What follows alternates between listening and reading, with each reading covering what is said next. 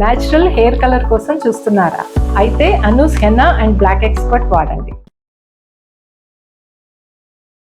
Suman TV presents అందమైన జీవితానికి స్వాగతం. నమస్తే కళ్యాణ్ గారు. నమస్తే జయ గారు. కళ్యాణ్ గారు, సహస్ర అనే ఒక అమ్మాయి మనకి మెయిల్ చేసిందండి. నెంబర్ ఆఫ్ మెయిల్స్ లో సహస్రాది మాత్రం తీసుకున్నాను. ఎక్స్పెక్టేషన్స్ కి అసలు అందని విషయం అనమాట. ఇలా కూడా జరుగుతున్నాయా అనే అంత ఆలోచన వచ్చిందండి నాకైతే. ఒక క్షణం నేను చదివింది కరెక్టా కాదని మళ్ళీ రీచెక్ చేశా. వెంటనే మీతో మాట్లాడించాలనిపించేసింది. ఒకసారి మాట్లాడతాను, కాల్ చేస్తాను.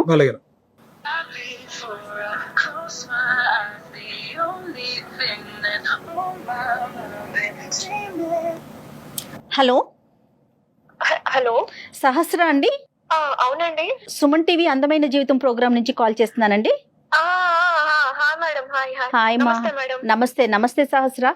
మీ మెయిల్ రీసెంట్ గానే చూసాను కానీ వెంటనే మీతో మాట్లాడాలి, డెఫినెట్ గా డాక్టర్ గారి సలహా మీకు చాలా అవసరం అనిపించింది సహస్ర, నాకైతే పర్సనల్ గా. రైట్, ఒకసారి కళ్యాణ్ గారితో మాట్లాడండి. నమస్తే సార్. నమస్తే అమ్మా. పేరు సహస్ర అమ్మా?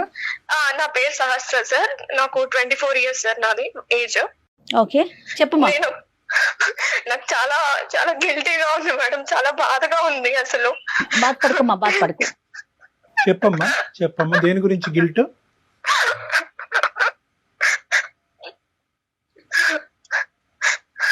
బాధపడకు తల్లి, చెప్పు, ఒకసారి మాట్లాడు.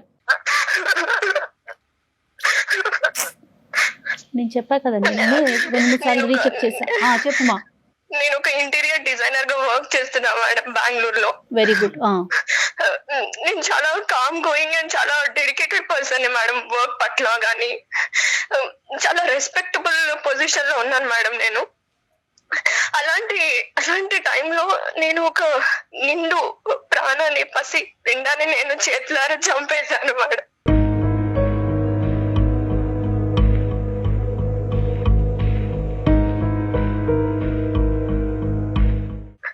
ఒక పసి పిండాన్ని గ్రో అవ్వకుండానే చంపేశాను. ఒక చేత్తో ఒక రకంగా నులిపి చంపేసినట్టు చంపేశాను.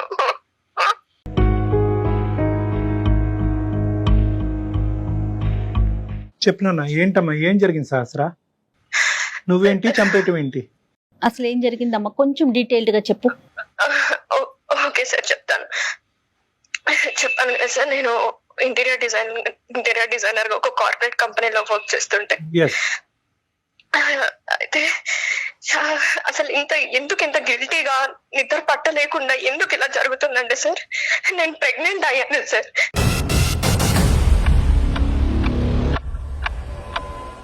నాకు తెలియకుండానే, నా నోటీస్ లో లేకుండానే నేను ప్రెగ్నెంట్ అయ్యాను సార్.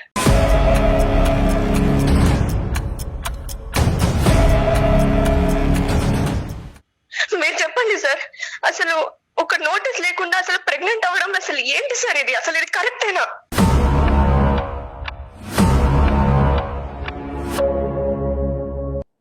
కరెక్టా రాంగా కాదమ్మా, అసలు ఎలా జరిగింది? ఒక 4 days బ్యాక్ నేను క్యాబ్ లో వెళ్తున్నాను సార్ ఆఫీస్ కి. ఓకే. ట్రావెల్ చేస్తున్నా, డైలీ క్యాబ్ లోనే వెళ్తాను. ఓకే. వెళ్తుంటే సడన్ గా నేను క్యాబ్ లో ట్రావెల్ చేస్తున్నప్పుడు ఫెయింట్ అయ్యి కళ్ళు తిరిగిపోయి అక్కడే పడిపోయాను క్యాబ్ లో. ఆ విషయం నాకు కూడా తెలియదు. సో మా క్యాబ్ డ్రైవర్ సడన్ గా నన్ను తీసుకెళ్లిపోయి హాస్పిటల్ కి షిఫ్ట్ చేసేసాడు. అక్కడ హాస్పిటల్ కి వెళ్ళి అడ్మిట్ అయిన తర్వాత కొంచెం సేపటికి నాకు డాక్టర్స్ గానీ అక్కడ నర్సెస్ గానీ కంగ్రాచులేషన్ అని చెప్తున్నారు నాకు. ఏమైంది, నాకెందుకు కంగ్రాచులేట్ చెప్తున్నారు మేడం మీరు? What I have done? నాకెందుకు? నేను హాస్పిటల్లో ఉండడం ఏంటి, నేను కళ్ళు తిరిగి పడిపోవడం ఏంటి అని వాళ్ళని క్వశ్చన్ చేశాను. లేదమ్మా, ఇదిగో నీ రిపోర్ట్స్, ఇలా నీ బ్లడ్ శాంపిల్స్ మేము టెస్ట్ చేసాము, ఇదిగో నీ రిపోర్ట్స్, ప్రెగ్నెంట్ అయ్యావు, పాజిటివ్ వచ్చింది అని చెప్పారు. నేను పాజిటివ్ అవ్వడం ఏంటి? మీరు ఎవరి రిపోర్ట్స్ ఎవరికి తెచ్చిస్తున్నారు? Might be reports mismatch అయిపోయాయేమో, వేరే వాళ్ళ రిపోర్ట్ సినిమాలో చూపించినట్టు వాళ్ళ రిపోర్ట్ నాకు ఇచ్చారేమో, ఒకసారి చూసుకోండి అని వాళ్ళ మీద గోల పెట్టేశాను మేడం. లేదమ్మా, ఇది నీ పేరే, చూడు సహస్ర ఉంది, నీ ఏజ్ ఉంది, మీ క్యాబ్ డ్రైవరే అడ్మిట్ చేశారు. లేదు ఇది నాది కాదు అని నేను అక్కడ అల్లరి చేసేసి నేను ఇంకా వెంటనే రిటర్న్ అయిపోయాను నా రూమ్ కి. నేను ఉండే హాస్టల్లో, బెంగళూరులో హాస్టల్లో ఉంటాను, నేను వెళ్ళిపోయాను. అసలు రూమ్ కి వెళ్ళి ఏడుస్తున్నాను మేడం, బాధపడుతున్నాను. నేను చేయడం ఏంటి, నేను ప్రెగ్నెంట్ అవ్వడం ఏంటి, నా శాంపిల్స్ టెస్ట్ చేసి నేను పాజిటివ్ అవ్వడం ఏంటి అని కంగారు పడుతున్నాను మేడం. నిద్ర పట్టట్లేదు నాకు. అసలు ఏం జరిగింది మొత్తం మళ్ళీ ఒకసారి నేను టెస్ట్ చేసుకున్నాను మేడం. టెస్ట్ చేసుకుంటే మళ్ళీ ప్రెగ్నెన్సీ పాజిటివ్ వచ్చింది.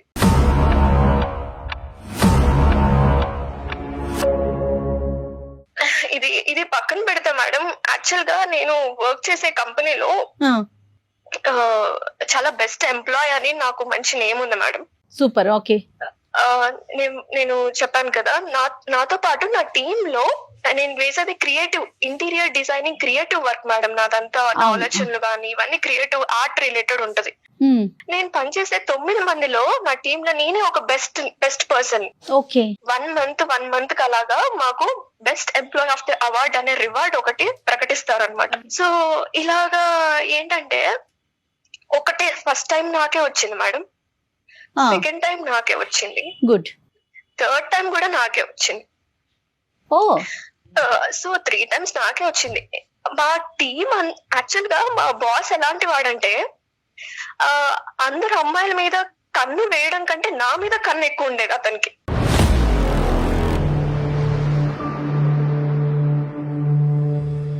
ఒక 2 months బ్యాక్ నాకు ఒకసారి ప్రపోజ్ కూడా చేశాడు. నా క్యాబిన్ లో నేను బేలో కూర్చున్నప్పుడు కూడా నన్ను చూసుకుంటూ వెళ్ళడము, ఎప్పుడెప్పుడు ఈ అమ్మాయి ఖాళీగా దొరుకుతుందా, ఎప్పుడెప్పుడు తినని ముట్టుకుందామా అన్న ప్రయత్నంలో ఉంటాడు మేడం అతను. అతని బిహేవియర్ చూస్తుంటే అలా అనిపించేది నాకు. అతనికి 35 years ఉంటాయి మేడం. ఓకే. మ్యారీడేనా? మ్యారీడే మేడం. నీ వయసు ఎంత అమ్మా? నాది 24 సార్. తప్పుగా అనుకోకమ్మా, నీకు ఎవరైనా బాయ్ ఫ్రెండ్స్ అదేమన్నా ఉన్నారా? లేదు సార్, నేను అసలు ఇప్పటి వరకు రిలేషన్ లో ఎవరితో లేను. అమ్మ నాన్న ఎక్కడ ఉంటారమ్మా? మా మదర్ ఫాదర్ హైదరాబాద్ లోనే ఉంటారు సార్. మా ఫాదర్ వచ్చేసి ఒక ప్రైవేట్ బ్యాంక్ ఎంప్లాయ్ లో తన మేనేజర్, బ్యాంక్ ఎంప్లాయ్ తను. ఈ ప్రెగ్నెన్సీ గురించి అమ్మా నాన్నకి చెప్పావమ్మా? ఎవరికి తెలీదా? లేదు సార్, ఎట్లా చెప్తాను సార్, వాళ్ళు తలెత్తుకోకుండా ఉంటారు సార్, నేను ఎలా చెప్పగలను?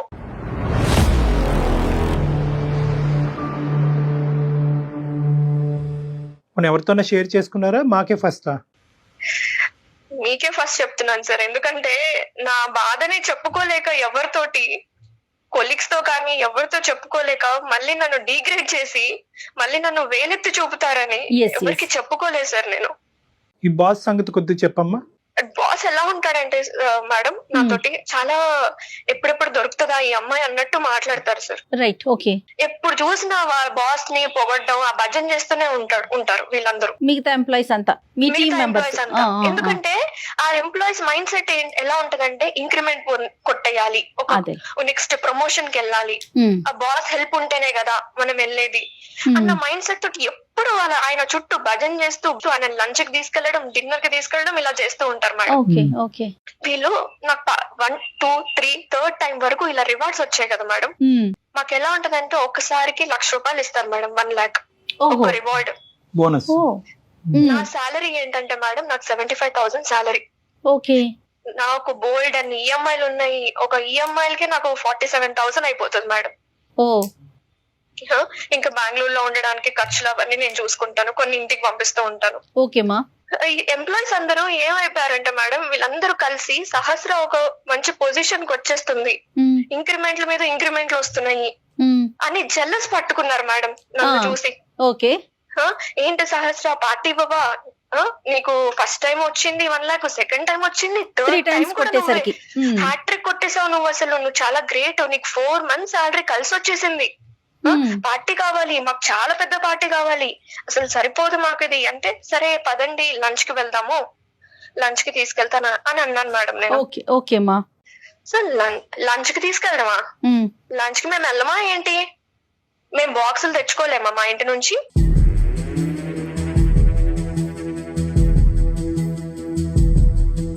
మేము ప్రిపేర్ చేసుకొని తెచ్చుకుంటాం. సరే డిన్నర్ కి వెళ్దాము, ఈ లంచ్ లో ఫుడ్ లు మాకొద్దు, ఎక్కడికన్నా దూరంగా మంచిగా అవుటింగ్ కి వెళ్దాం.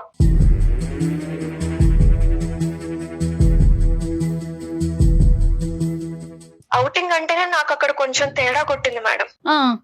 అవుటింగ్ ఏంటి అని అయినా నాకు ఒకటి అర్థం కాదు డాక్టర్ గారు, వీళ్ళు పార్టీ అని అసలు తొబ్బేస్తున్నారు సార్ నాకైతే. చిన్న అది వాళ్ళేమన్నా నా ప్రాజెక్ట్ వర్క్ లో అన్నట్టు హెల్ప్ చేశారా వాళ్ళు? అమ్మ వెరీ కామన్ కదా సహస్ర, ఇది ఇప్పుడు ఒక ఆఫీస్ లో మనం కలిసి వర్క్ చేసుకునేటప్పుడు ప్రతి చిన్న ఇన్సిడెంట్ కి అదొక అంటే గెట్ టుగెదర్ లాగా అన్నమాట. అది పెద్ద భూతద్దంలో చూడాల్సిన విషయం కాదేమో తల్లి.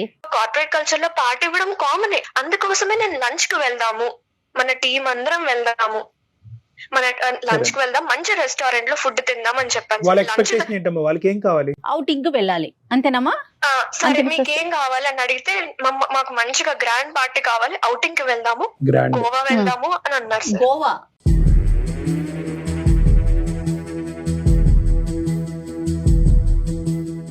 మేము బూస్ట్ చేయాలి, మేము ఆల్కహాల్ కన్స్యూమ్ చేసుకోవాలి, అక్కడ మందు ఎంజాయ్ కావాలి. చేయాలి అన్నారు సార్.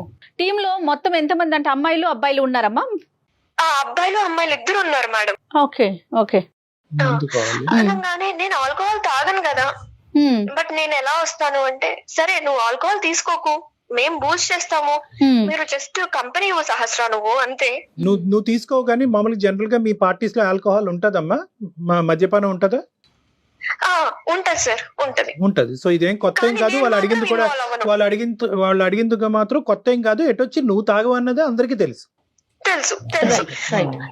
ఓకే అమ్మా. నేను తాగను, నాతో పాటు నేను కొంచెం క్లోజ్ గా ఉండే ఒక అమ్మాయి ఉంటది నా పక్క క్యాబిన్ లో, కావ్య అని, ఆ అమ్మాయితోనే కొంచెం షేర్ చేసుకుంటూ ఉంటాను. ఓకే. అసలు నన్ను ఊపిరి ఆడలేవులేదు సార్ అసలు.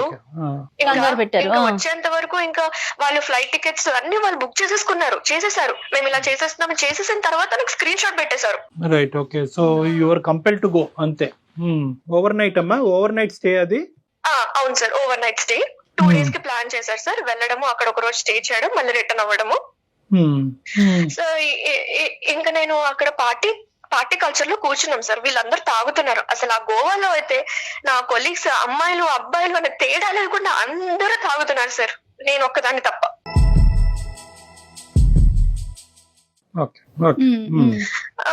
ఇంకా నాకు అయితే ఒక స్ప్రైట్ బాటిల్ ఇచ్చారు sir. Okay. 1 liter Sprite bottle ఇచ్చారు. ఇదిగో సహస్ర తీసుకో అన్నారు. స్ప్రైట్ బాటిల్ ఇచ్చినప్పుడు స్ప్రైటే కదా అని నేను ఏం చేశానంటే, ఇది సీల్ ఉందా లేదా అని కూడా చెక్ చేసుకున్నా సార్. సీల్ ఉందా? ఇది సీల్డ్ బాటిలా కాదా అని చెక్ చేసుకుంటే సీల్ ఉంది సార్. రైట్. ఎందుకు మీకు డౌట్ ఉండిందా సహస్ర? ఆల్రెడీ వాళ్ళు ఏమన్నా ఆల్కహాల్ ఈ కలిపారని? రోజుల్లో అది కామన్ కాబట్టి అమ్మాయి ఏమనుకుందంటే ఏమైనా లిక్విడ్ ఏమైనా రిమూవ్ చేసి కలుపుంటారేమో, సీల్ ఉంటే కనుక తిరగలేదు కదా అనుకుంది. ఓకే అమ్మా. Right sir, exactly.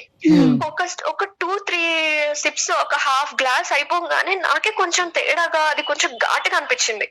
సరే అని నేను ఒక 1 glass తాగంగానే నేను అన్కాన్షియస్ అయిపోతున్నా సార్. నాకే కొంచెం డిజీనెస్ వచ్చేసి అంత కళ్ళు తిరుగుతున్నట్టు ఎలానో అనిపించింది. ఇంకా నాకు తెలియకుండానే అన్ఇంటెన్షనల్ గా నేను ఒక గ్లాస్ కాకుండా ఇంకొక గ్లాస్ తాగుతూనే ఉన్నా సార్.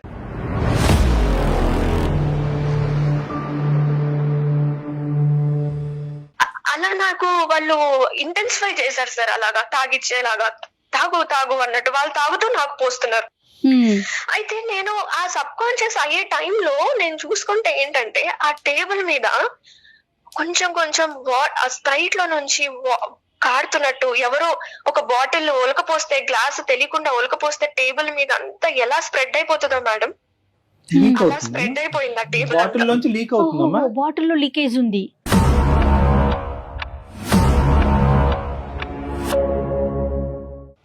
అయి ఉండొచ్చు మేడం. మొత్తం ఆ టేబుల్ అంతా స్ప్రెడ్ అయిపోతుంటే నాకు అప్పుడు అదొకటి గుర్తుంది మేడం నాకు. Okay okay. ఇంకా నాకు తర్వాత ఏం జరిగిందో మేడం నాకు అసలు తెలియదు మేడం.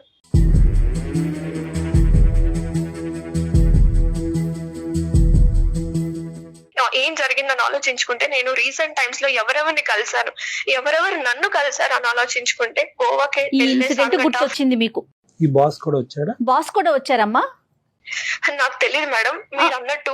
అయితే నాకు కూడా ఇలాగే డౌట్ వచ్చింది మేడం, ఇలాగే బాస్ కూడా వచ్చాడా ఏంటి అని. అయితే నేను చెప్పాను కదా మేడం, నా పక్క బేలో ఉండే కావ్య అనే అమ్మాయి నాకు కొంచెం క్లోజ్ గా ఉంటది కాబట్టి నాకు జరిగిన తర్వాత వెళ్ళిపోయాను ఇంటికి. మొన్న వెళ్ళి తనని కలిసి చెంపబెట్టి ఒక్కటి కొట్టేశాను మేడం గట్టిగా. అసలు ఏం జరిగింది నువ్వు చెప్తావా చెప్పవా, ఆ రోజు ఏం జరిగింది, నన్ను ఏం చేశారు, నేను తాగిన తర్వాత అన్కాన్షియస్ అయ్యా, అక్కడి వరకే నాకు గుర్తుంది. తర్వాత ఏం చేశారు నన్ను చెప్పవా అని బతిమలాడుకున్నాను మేడం. తర్వాత అమ్మాయిని, అమ్మాయి అసలు నోరిప్పట్లేదు, ఏం చెప్పట్లేదు మేడం అసలు. సో తనకి అంతా తెలిసేమో అని నేను ఇంకా తన కాళ్ళు కూడా పట్టుకున్నా మేడం, చెప్పమ్మా ప్లీజ్ ఏమైంది అని. అప్పుడు తను ఓపెన్ అప్ అయింది మేడం నా బాధను చూడలేక. ఓకే, అవును సహస్ర, పార్టీకి వెళ్ళాము. తర్వాత నిన్ను ఒక రూమ్ కి తీసుకెళ్లారు, షిఫ్ట్ చేశారు.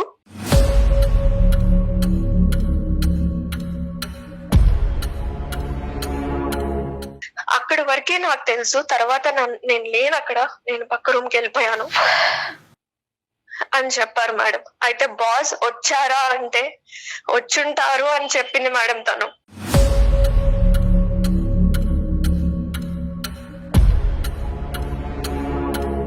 కదమ్మా, ఒక సీల్ తీనటువంటి బాటిల్ నుంచి ఎలా మిక్స్ చేస్తారమ్మా?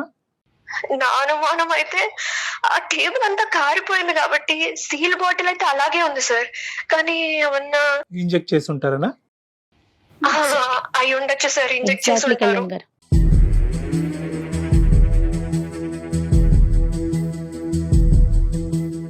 ఇదంతా నలుగురు కూడబలుక్కుని ఈ విధంగా చేద్దాం అని చేసినటువంటి ఆలోచన అంటారా, లేదంటే ఒక్క మనిషికి వచ్చే ఆలోచన? లేకపోతే బాస్ ఇనిషియేషన్ తీసుకొని ఇలా పార్టీ అడుగు వెళ్ళండి అని చెప్పుండొచ్చేమో సార్. ఐడియా ఒక్కళ్ళది అయ్యి ఉండొచ్చు, ఆచరించినటువంటి వాళ్ళు చాలా మంది అయ్యి ఉండొచ్చు అని అనిపిస్తుంది కదమ్మా. నాకు అనిపిస్తుంది సార్. అవును. రైట్. ఇది కాకుండా ఇంకేదైనా కొరిలేట్ చేసుకోగలుగుతున్నామా, లేదంటే ఎంత ఆలోచించినా కూడా ఈ ఒక్క సంఘటన బట్టే కొరిలేషన్ వస్తుంది? ఎందుకంటే ఇలాంటి పార్టీలు పదే పదే జరగవు నీ జీవితంలో. ఈ స్థాయి పార్టీ బహుశా ఇది ఒక్కటే అయి ఉంటుంది కాబట్టి.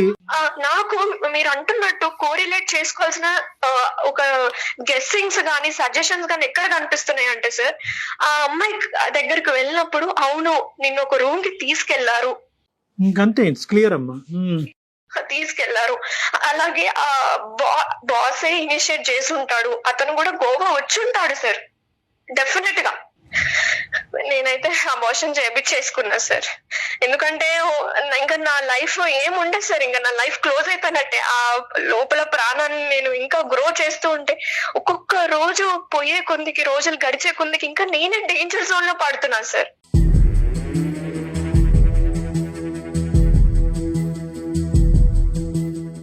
నేను మీకు ఎందుకు మెయిల్ చేశానంటే మేడం, అమ్మా నేను ప్రతి రోజు ప్రతి నిమిషం గిల్టీగా ఫీల్ అవుతున్నాను మేడం. నాకు అన్నం తినబుద్ధి కావట్లేదు, ఏం చేయబుద్ధి కావట్లేదు. ఒక్కదాన్నే రూమ్ లో ఉండి ఏడ్చుకుంటూ బతుకుతున్నాను మేడం. ప్రతి నిమిషం ఏదైనా పని స్టార్ట్ చేసినా సరే నాకు అదే గుర్తొస్తుంది.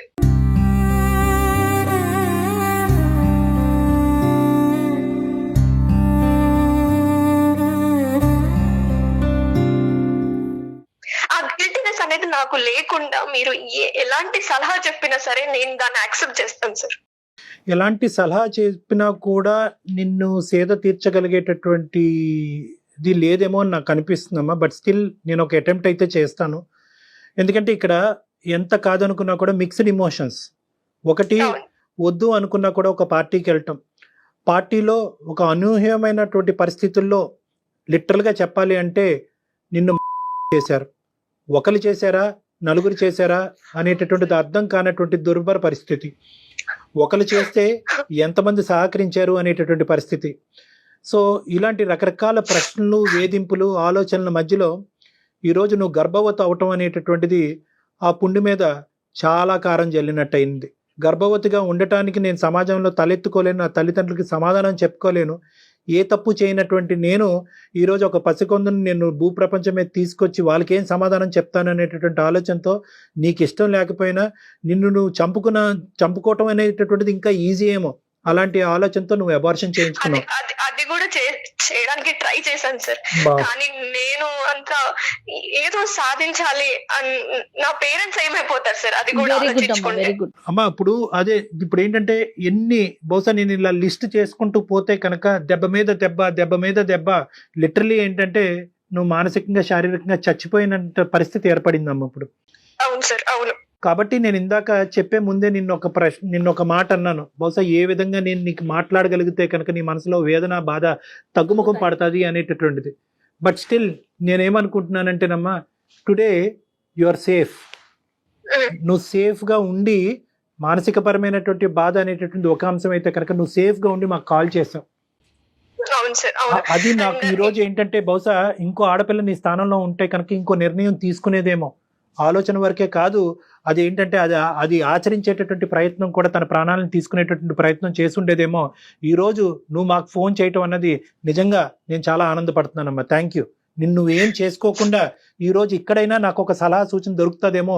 నా బాధని ప్రధానంగా ఇటువంటి పరిస్థితుల్లో ఒక ఆడపిల్లకి కావాల్సింది ఏంటంటే తన బాధని పంచుకోవాలి, ఓదార్పు పంచుకోవాలి, ముందు మాట్లాడగలగాలి.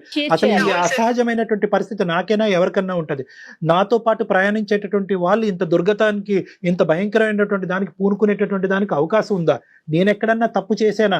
ఈ రోజు అబార్షన్ చేసుకుని నేను తప్పు చేశానా, మంచి చేశానా, నేనేంటి ఒక ప్రాణాన్ని తీయటం ఏంటి అనేటటువంటి ఇలాంటి రకరకాల ప్రశ్నలు, ఆ భారమైనటువంటి ప్రశ్నలు మోసుకుంటూ నువ్వు మా వరకు వచ్చావు.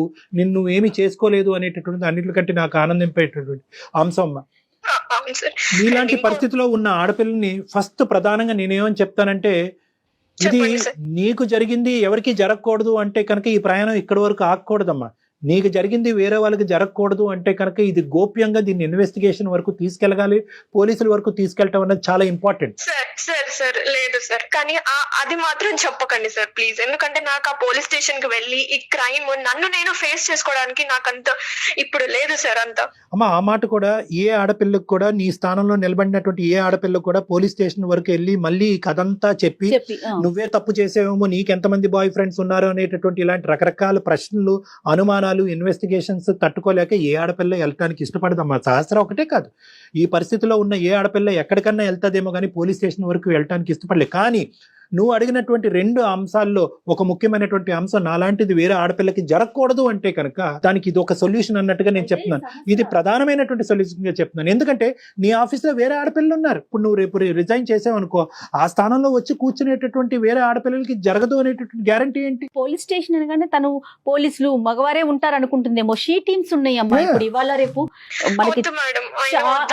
ఇప్పుడు ఏంటంటే తన ఆలోచన ఏంటంటే కనుక ఇప్పుడిప్పుడే ఇది ఏంటి, ఇది ఏం జరిగింది అనేటటువంటి ఒక క్లారిటీ వస్తుంది. ఎందుకంటే ఇప్పుడుకొచ్చి నువ్వు ఎవరితోనే మాట్లాడలేదమ్మా. ఫస్ట్ టైం నువ్వు మాతో మాట్లాడటం వల్ల నీకు ఒక డిఫరెంట్ వ్యూ పాయింట్, ఒక డిఫరెంట్ ఆలోచన. బహుశా నేను ఒక్కదాన్నే కాదు, ఇలాంటి సఫర్ అయ్యేటటువంటి చాలా మంది ఆడపిల్లలు ఉన్నారు, వాళ్ళు ఏం చేసుంటారు అనేటటువంటిది మొట్టమొదటిసారిగా నువ్వు మా నోటి వెంట వింటున్నావు. కాబట్టి నువ్వు కూల్గా కూర్చొని ఆలోచిస్తే కనుక, ఓహో బహుశా నేను ఇలా చేయొచ్చు, నేనేమి ఇక్కడ తప్పు చేయలేదు. ప్రధానమైనటువంటి అంశం నువ్వు ఇక్కడ గుర్తుపెట్టుకోవాల్సింది ఏంటంటే, సహస్ర అనేటటువంటి ఈ అమ్మాయి ఏ తప్పు చేయలేదు, ఇంక్లూడింగ్ ఏ తప్పు చేయలేదు. నువ్వు ఎప్పుడు కరెక్ట్గా నీ తల్లిదండ్రులు ఏ నమ్మకంతో అయితే కనుక నేను బెంగళూరు పంపించి అక్కడ ఒంటరిగా నీ చేత ఉద్యోగం చేపిస్తున్నారో, నీ కళనే నువ్వు నమ్ముకున్నావు, నీ కెరియర్ని నేను నమ్ముకున్నావు, కాబట్టి దాని మీద నువ్వు నిలబడ్డావు. సో అప్పుడు సహస్ర ఒకటే, ఇప్పుడు సహస్ర ఒకటే.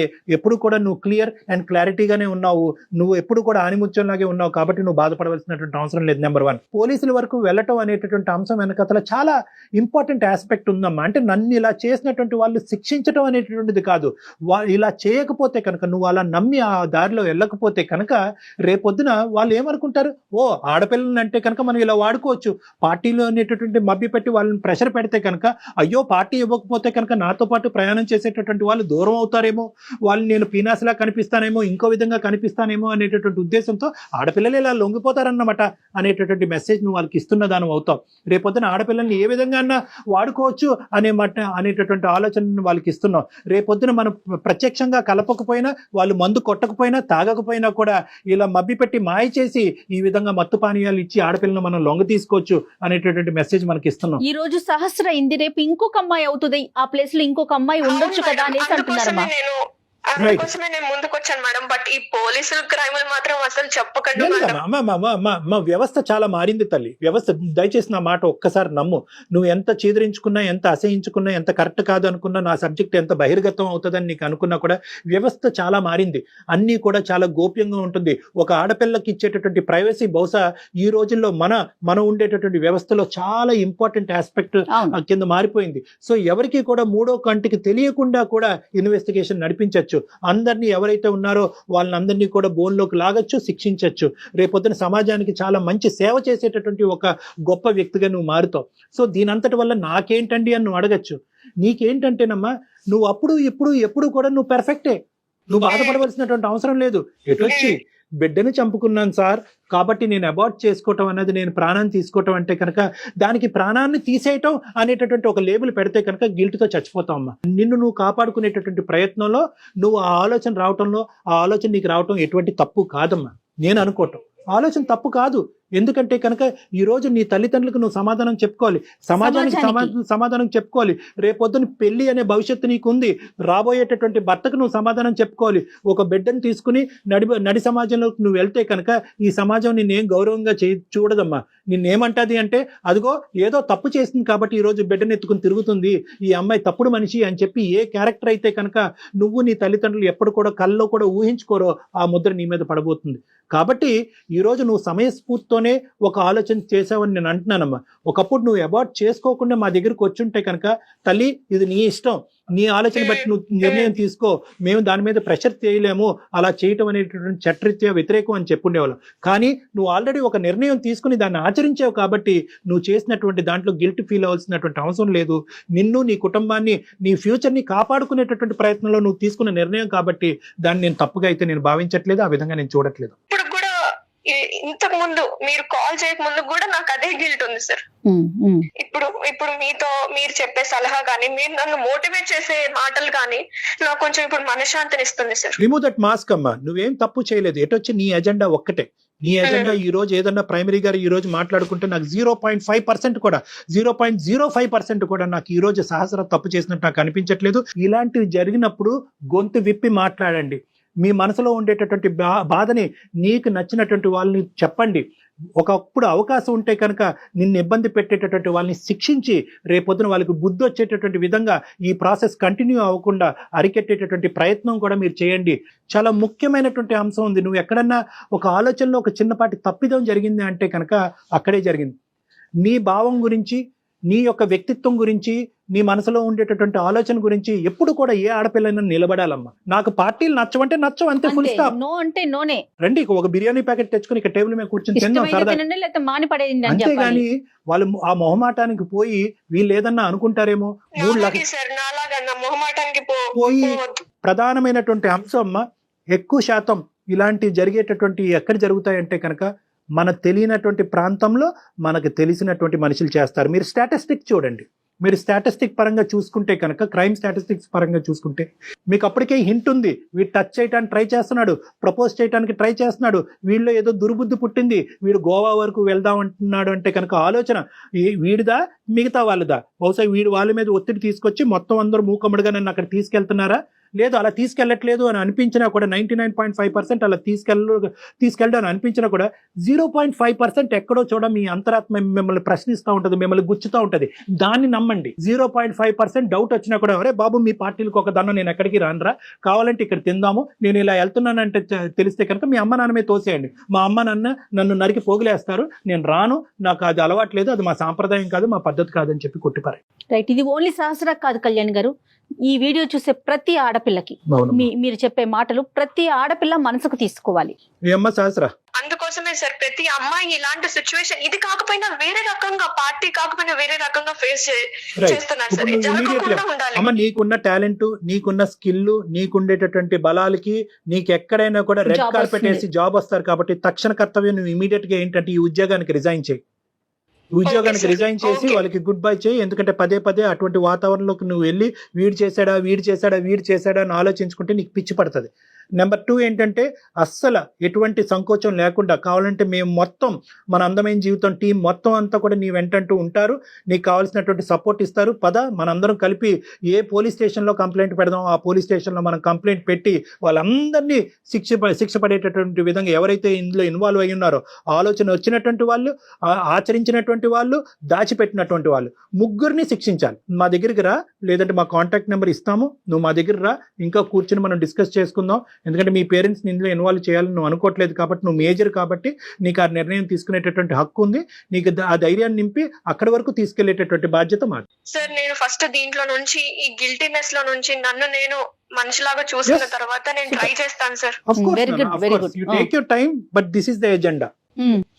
ఓకే సార్, మీరు చెప్పిన సలహా నేను ట్రై చేస్తాను సార్. బట్ ఫస్ట్ అయితే నన్ను నేను కోలుకొనివ్వండి sir. All the best. Very good. Sir ఇంకొక చిన్న మాట మీకు చెప్పాలనుకుంటున్నాను. చెప్పమ్మా సహస్ర. చెప్పమ్మా. సారీ సార్, ఏంటంటే అసలు నా పేరు సహస్ర కాదు, ఎందుకంటే సెక్యూరిటీ పర్పస్ కోసం నేను అలా చెప్పాను sir. Of course, well done, very good అమ్మా, వి అప్రిషియేట్ దట్. దానికి అపాలజీ ఎందుకమ్మా?